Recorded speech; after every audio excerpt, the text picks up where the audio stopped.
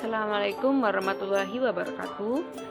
Pada kesempatan ini saya akan menjelaskan tentang penyebab internal korupsi. Untuk masalah internal ini, internal artinya motif yang disebabkan dari dalam diri seseorang. Motif internal korupsi yang pertama, sikap terlalu mencintai harta atau hub al-dunya. Jika berlebihan dalam mencintai dunia yang seharusnya sebagai wasilan atau perantara berubah menjadi gaya atau tujuan akhir. Dengan demikian, koruptor akan memandang dunia sebagai tujuan akhir sehingga mereka berlomba-lomba mengumpulkan harta benda sebanyak-banyaknya dengan cara apapun dan tidak peduli hal haramnya. Nabi Muhammad menjelaskan bahwa cinta dunia adalah pangkal kejahatan. Hal ini tercantum dalam hadis riwayat Al-Dailami yang berbunyi, jika cinta dunia telah menjangkiti hati manusia, maka Allah mengujinya dengan 3 hal. Yang pertama, angan-angan yang tidak tercapai, kefakiran yang tidak pernah tercukupi, dan kesibukan yang selalu melelahkan. Penyebab internal yang kedua yaitu sikap tamak dan serakah. Tamak dan serakah menyebabkan seseorang tidak mudah puas dan tidak merasa cukup. Oleh sebab itu, koruptor biasanya berasal dari golongan orang-orang kaya yang bergelimang harta. Hal ini sesuai dengan sabda Rasulullah SAW dalam hadis riwayat Bukhari dan Muslim. Seandainya anak Adam mempunyai 1 lembah harta, niscaya dia akan mencari yang kedua. Dan seandainya dia telah punya yang kedua, niscaya dia akan mencari yang ketiga.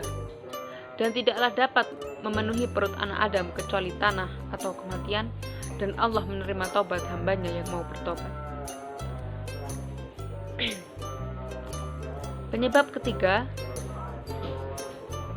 internal manusia berkorupsi adalah sikap hidup konsumtif dan hedonis. Sifat konsumtif adalah sifat yang berlebih-lebihan dalam mengkonsumsi atau membelanjakan harta benda tanpa peduli pada nasib orang lain.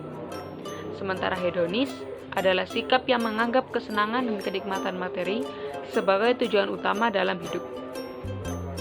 Kedua sikap ini membuat seseorang tidak segan menghalalkan segala cara untuk mencapai keinginannya. Hal ini sesuai dengan sabda Rasulullah SAW dalam hadis riwayat Ibnu Majah yang berbunyi, Rasulullah SAW bersabda, celakalah hamba dinar dan hamba dirham, hamba perbadani dan hamba baju. Apabila ia diberi, maka ia puas, dan apabila ia tidak diberi, maka ia pun menggerutu kesal.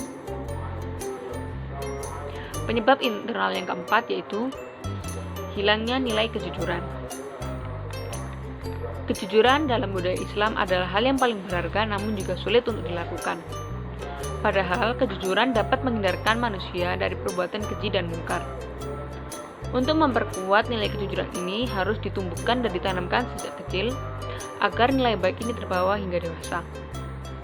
Hal ini sesuai dengan sabda Rasulullah SAW dalam hadis riwayat Ibnu Hibban yang berbunyi, katakanlah kebenaran walau pahit adanya. Penyebab internal yang kelima adalah pemahaman agama yang dangkal.